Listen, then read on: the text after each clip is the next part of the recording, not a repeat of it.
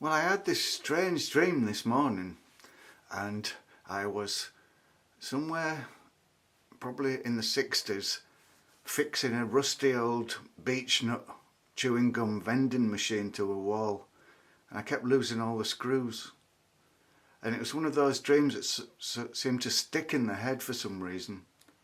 So here's a little video that I made to try and convey that dream.